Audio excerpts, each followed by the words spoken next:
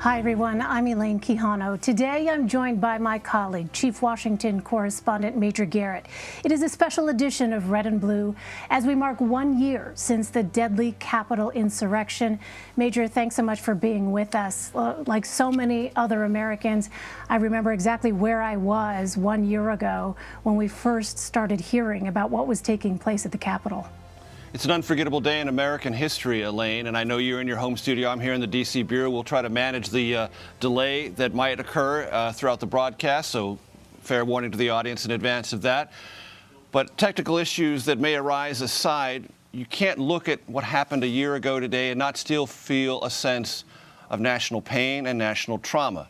There are those Republicans who want to minimize or sanitize what happened, but to see Americans storm the seat of the legislative branch of our federal government, of our democratic republic, in an effort to not just protest, because they could have done that outside, peaceably on the grounds. They didn't. They stormed the Capitol with weapons, and they beat police en route to the inside of that Capitol for one express purpose: to delay what was ongoing. What was that?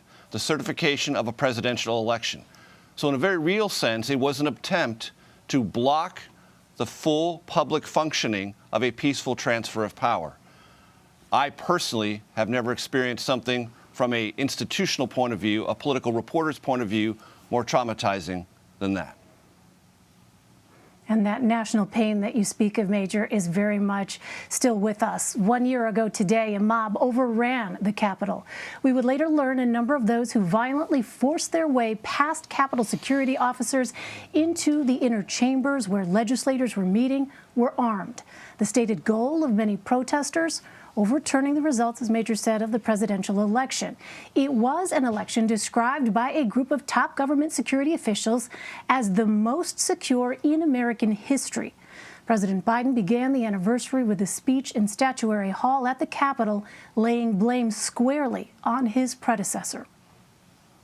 The big lie being told by the former president and many Republicans who fear his wrath is that the insurrection in this country actually took place on Election Day, November 3rd, 2020. The former president's supporters are trying to rewrite history. They want you to see Election Day as the day of insurrection. And the riot that took place here on January 6th as a true expression of the will of the people. Can you think of a more twisted way to look at this country, to look at America? I cannot. Special events, ceremonies, and speeches have been underway here in Washington, marking the one-year event of that violent siege, the one-year anniversary of something we'd never seen before. False claims of widespread election fraud, of course, triggered widespread outrage among former President Trump's supporters and other far-right groups. They took his advice to, quote, fight like hell, and marched to the Capitol, where they tore down barricades, assaulted police officers, and unquestionably stunned a nation. Violent protesters forced lawmakers and staffers to hide or run for their lives. Instead of coming together as a country to defend democracy following this attempted insurrection, our country remains more divided than ever, even though just over a year ago, in the heat of this moment, Republican leaders denounced the riot and placed the blame on then President Trump. The president bears responsibility for Wednesday's attack on Congress by mob rioters. He should have immediately denounced the mob when he saw what was unfolding. The mob was fed lies. They were provoked by the president and other powerful people.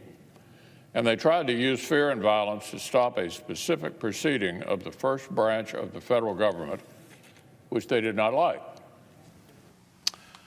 Fed lies. Continued conspiracy theories have fueled fears of possible future attacks.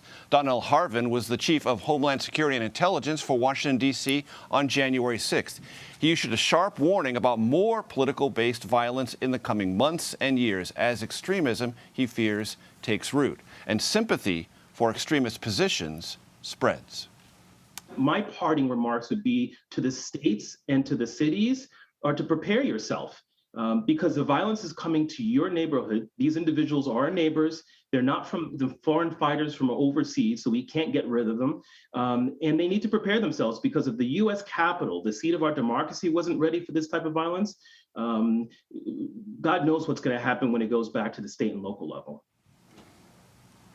More than 725 people have been arrested for their alleged role in the deadly riot. About 165 have pleaded guilty to various felonies and misdemeanors. And this all comes as the January 6th House Select Committee widens the scope of its investigation, focusing more on Mr. Trump and his inner circle. Let's bring in Nancy Cordes, Nikole Killion, and Catherine Herridge. Nancy is CBS News chief White House correspondent. Nikole is a CBS News congressional correspondent. And Catherine is CBS News senior investigative correspondent. Nikole, let me start with you. Several Democrats have used today to voice concerns about the nation's future. Senate Minority Leader Mitch McConnell was not in Washington. Where is he today, and where were other Republican lawmakers?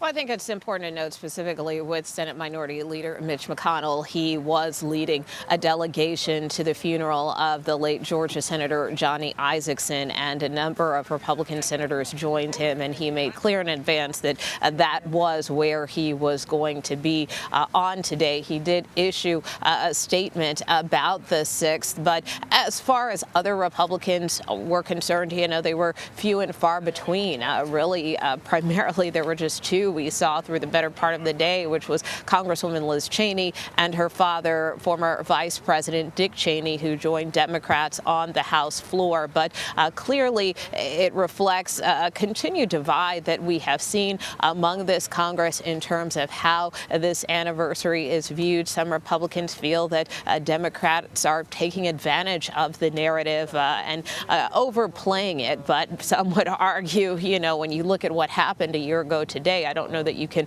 overplay the overtaking of our Capitol. And so that is why, you know, Democratic leaders, particularly Speaker Pelosi, arranged this commemoration of events, which included everything from a moment of silence to members being able to share their reflections. In a short time from now, they'll hold a vigil here on the Capitol steps.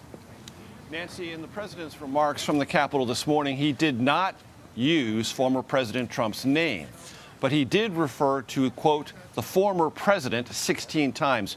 Were you in any way taken aback, or do you have any reflections on either the forcefulness of his rhetoric or the strategy that might have been behind it?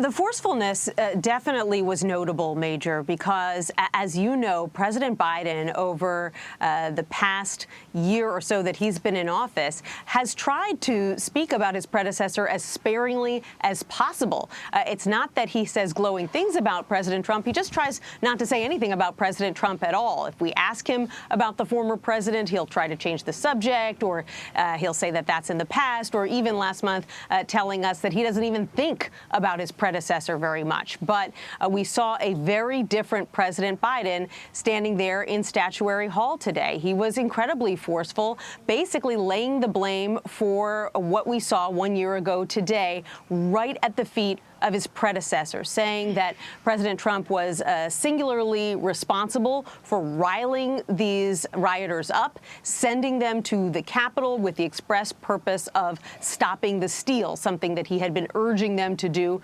for a couple of months before that day. As to why he didn't use former President Trump's name, well, he probably didn't want to give him any more notoriety than he already has, and not to basically give him the respect of using his name. And when you step back and think about what an unusual point we are at in history, not only did President Biden have to reassure the American public that, yes, he actually won the election, because there are so many people out there who still don't believe it, despite all the evidence to the contrary, but you know, he also had to make this break with his predecessor, something that we just so rarely see in modern political times, where even, as you know, Major, from covering so many presidents, and Elaine knows this as well, no matter what their differences are, presidents tend to show their predecessors a certain amount of respect because they have respect for the office. But we're in a very different situation at this point in time. Very different situation. Well, Catherine, you spoke exclusively this week with the prosecutor who launched the January 6th investigation. What did he say about how unprecedented this case was? Well, Elaine, he told CBS News that on January 6th, There was simply no roadmap for the number of arrests they faced and also the volume of evidence. This is the most videotaped crime in U.S. history. Video from social media, security camera video, and then also police body cam video. So the top prosecutor told us they had to develop new and unique systems to process the volume of evidence and to effect as many arrest warrants as possible, because he said they felt this incredible time pressure in the 14 days leading up to the inauguration to arrest and then charge as many defendants as possible so they could reassure the public that the rule of law was in place here in Washington, Elaine. Nikole, a former aide to President George W. Bush, and that's putting it mildly, Karl Rove was the architect, those are George W. Bush's words, of his political strategy and political success in life, wrote an op-ed in the Wall Street Journal saying the following, quote, "If Democrats had done what some Trump supporters did on that violent January 6th, Republicans would have criticized them mercilessly and been right to do so. Republicans would have torched any high official who encouraged violence or stood mute while it was waged, and been right to do so. Republicans would have demanded an investigation to find who was responsible for the violence and been right to do so." So, Nikole, a big question, maybe hard to answer. How does this put Karl Rove's future within the Republican Party? Is he out of step now with the Republican Party that he was so deeply devoted to and helped a president lead? Well, perhaps today, in today's modern Republican Party, the party has clearly evolved, and it is to a point where, as you have acknowledged before, that this still is the party of former President Trump. You have a number of lawmakers who continue to meet with him, who continue to align with him. You have the former president continuing to endorse members, particularly those who have backed him, going against those who did not support him or may have tried to impeach him here in Congress. So that is the current Republican Party. And yet, at the same point in time, it is still very diverse in the sense that you have the Liz Cheneys and the Adam Kinzingers who, are trying to put country first and, try to distance themselves from some of the lies and perpetuating this notion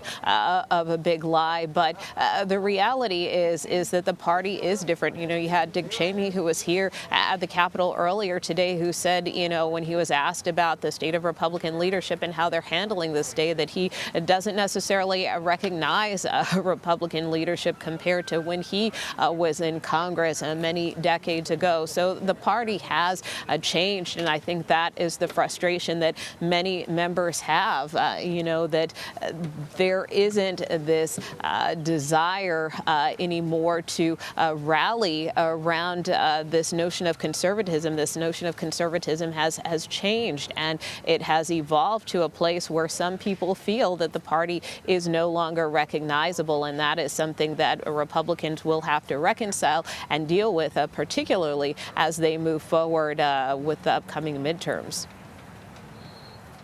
Nancy, today is a day of reflection, and I wonder if you could remind us of where you were and what you witnessed last January 6th.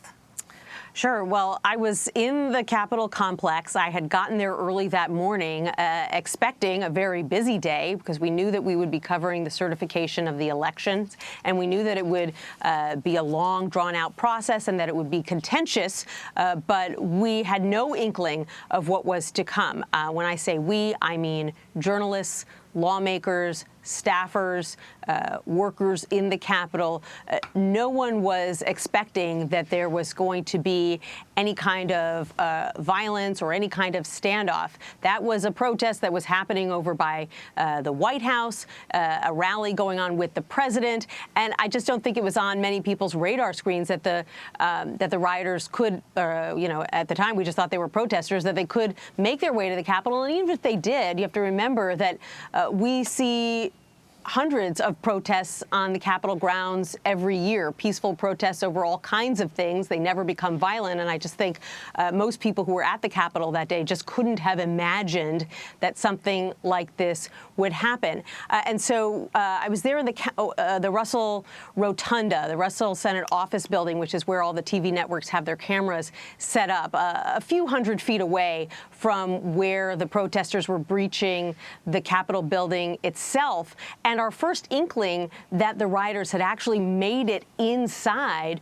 was when we saw Chuck Grassley, the longest-serving Republican in the Senate, who was presiding over the Senate at that time, suddenly get whisked out of his chair there on the dais by Capitol police officers and taken from the room. And we saw those officers go like this to the rest of the senators who were there in the Senate chamber, basically signaling to them to get down. And that was the first sign to us that this was not just a fight taking place outside the Capitol between protesters and police officers, but those protesters had gotten in and had managed to make it all the way to the Senate chamber.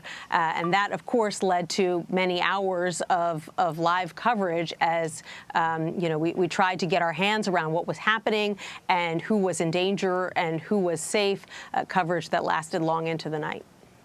Catherine, I want to ask you about something that happened before protesters stormed the United States Capitol. In front of the Republican National Committee headquarters and the Democratic National Committee headquarters, very close in proximity to the U.S. Capitol, pipe bombs were found that morning before the storming of the Capitol. Now, the FBI has been unable to identify the person who left those pipe bombs. What's the status of the investigation, and how important is it in unraveling any connection to the larger events of January 6th? Well, Major, I broke the story of these two viable pipe bombs. They were found right around noon and 1 o'clock on the day of January 6th. And it's a missing link in the investigation because authorities are trying to understand if the person who planted those devices was working in concert, working in coordination with rioters who came to the Capitol that day to shut down the certification of the Electoral College. What I know through my reporting is that they were viable devices and that they had 1-hour timers that failed. And imagine what would have happened if they had gone off that day. They would have had the effect of sucking security forces, Capitol Hill police officers, away from the building to that 2-block perimeter away from the campus. So it potentially would have left the Capitol even more vulnerable that day. There is still debate over when the devices were left. Some view it as the night before, others view it the morning of, but no one disputes how important it is to find this individual. And I know Elaine is going to remember this because we've been following it for over a year. We discussed about 6 months ago that our reporting showed that essentially there were not strong leads, and it was quickly becoming what amounted to a cold case. And that framework really has not changed. And it could be very much like the Unabomber case. Took 2 decades to figure out who was behind those bombs. It could take years to figure out who was behind these pipe bombs at the Capitol, and if there is that very important connection to rioters and a broader conspiracy. Yeah, very quickly, Catherine, on that point, because you're right, we have talked about that investigation and that aspect of the investigation quite a bit here on Red and Blue. I remember when you first showed us that surveillance video, which, as you noted, each individual has a very distinct way of walking, that was perhaps an area where they thought, the federal officials thought, would generate some kind of tips and clues. How significant is it, Catherine, that in this day and age of surveillance video, of social media posts, of people with cameras in their hands essentially at all time, that this has, as you say, essentially become a cold case? Well, Elaine, what's extraordinary is that this individual who dropped the devices had the sophisticated tradecraft to do it in such a way that they have not been able to identify this individual. So it shows a certain amount of ability and certainly a certain amount of planning to drop these devices. It's so unusual, and I've been covering the FBI and the Justice Department since 9/11. It's so unusual for the FBI to release all of this surveillance video of the suspect, because that's the kind of evidence they need for a prosecution. But they did it, as you mentioned, Elaine, because the way someone walks, their gait, is just as unique as their DNA and their fingerprint. And the hope at the FBI is that by releasing the video, someone somewhere would look at this and say, hey, that reminds me of so-and-so. What was he doing or what was she doing in Washington? And I have special operations contacts who make their living hunting fugitives, I'll put it that way, who question whether in fact that's a woman who's got the devices, not a man, just because of the nature and the sway in the gait. But putting all of that to one side, here we are a year later without, at least publicly, strong, actionable leads about the pipe bomber. And it really matters because was it part of a broader conspiracy with rioters who came to the Capitol that day? Was it diversionary to pull security away to make this building more vulnerable for the breach? Nikole, when President Biden was on Capitol Hill this morning, you asked him about the tone of his comments. Here is your exchange. But does calling him out divide more than it heals, sir? Does calling him out divide more than it heals? You've talked so much about healing, sir, healing this country. No, look, the way you have to heal, you have to recognize the extent of the wound. You can't pretend. This is serious stuff. And a lot of people, understandably, want to go, look, that was unacceptable. I just as soon not face it. You got to face it. That's what great nations do. They face the truth, deal with it, and move on. Nikole, has this largely been the tone not only the president has taken, but other Democrats on Capitol Hill have chosen? And if so, what do you think the larger purpose of that is, or might be? Well, we certainly heard Leader Schumer as well take the former president to task as well. And, Speaker Pelosi over the past year has also been very clear that she believes that the former president bears really the bulk of responsibility here with respect to what happened at the Capitol a year ago. But why I asked him that question was, to Nancy's point earlier, I think I was really struck, especially as someone having covered him on the campaign trail. He always walked that very careful line to really not name the president, to really not, call his name out, if you will, and to kind of steer clear of really mentioning him at all, quite frankly. So the fact that he was very direct, even though he didn't call the former president by name, I did find pretty striking. And also, the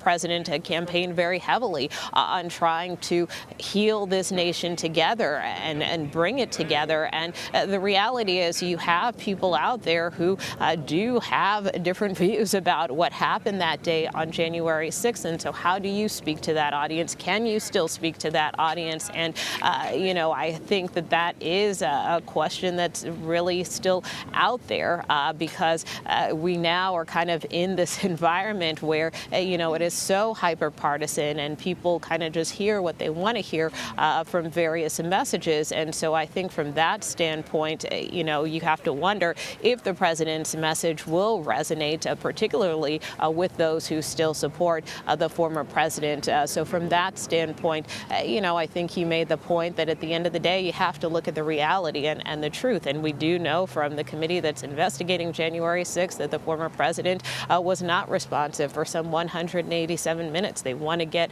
at that why. And so I think the president's point is, you have to call it what it is. You have to call things as you see it. And so I think that's what he was trying to do in his speech. But whether it ultimately heals the nation together, perhaps that's a speech for another day. But he did make clear that Americans are faced with a big decision right now as to whether or not they want to be a nation that goes through more political violence. We've done polling about people concerned that there could be more political violence in this country. And so I think the president also wanted to lay out that we are at this crucial crossroads about how we want this country to move going forward. And so, those were also points that he tried to address by encouraging people to recognize the truth and to live by it, in his words. Well, Nancy, I want to play this clip from the former president back in September of 2020. Will you commit to making sure that there is a peaceful transferal of power after the election? Well, we're going to have to see what happens. You know that I've been complaining very strongly about the ballots, and the ballots are a disaster. I understand that, but people are rioting. Do you commit to making sure that there's a peaceful transferal of power? We want to get rid of the ballots, and you'll have a we'll have a very peaceful. There won't be a transfer, frankly. There'll be a continuation.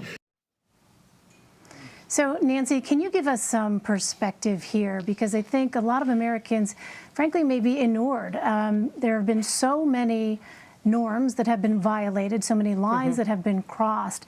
But how unusual is it for a sitting president to refuse to peacefully concede power? I mean, it's unheard of in modern times. And frankly, that comment that he made in the briefing room that day went into the record as part of the reason that he ended up being impeached so swiftly after the Capitol riot, because Democrats and a few Republicans argued that the president created the atmosphere for this insurrection to happen, that he was being defiant in the face of a clear loss, and therefore, encouraged his supporters to view this as a massive injustice that only they could stop. I can't overstate how much concern there is on Capitol Hill about the fragility of American democracy that was revealed in part by the insurrection last year. And it's a point that the president made as well today, especially in the face of recent polling by CBS and others that shows that 2/3 of Americans fear that our democracy could be in some jeopardy. One of the building blocks of a modern democracy is faith in the electoral process. Americans have to have faith in that electoral process for democracy to work. Elections have to be free and fair for democracy to work. People have to be willing to hand over power when they lose for democracy to work. And we've seen an erosion of all of those norms in the past couple of years. And you heard Democrat after Democrat in their speeches in the Senate today, as they recalled their experience on January 6th, 1 year ago, you heard them say, and I'm really worried about democracy and what all of this means. We take democracy for granted. It almost sounds silly to say I'm worried about democracy. It's like saying I'm worried about the sun coming up in the morning. But the sun is a lot more resilient than the democratic process, and it needs to be nurtured in order to survive. Nancy Cordes, Nikole Killion, and Catherine Herridge, for your time, your reporting, and your expertise, we thank you.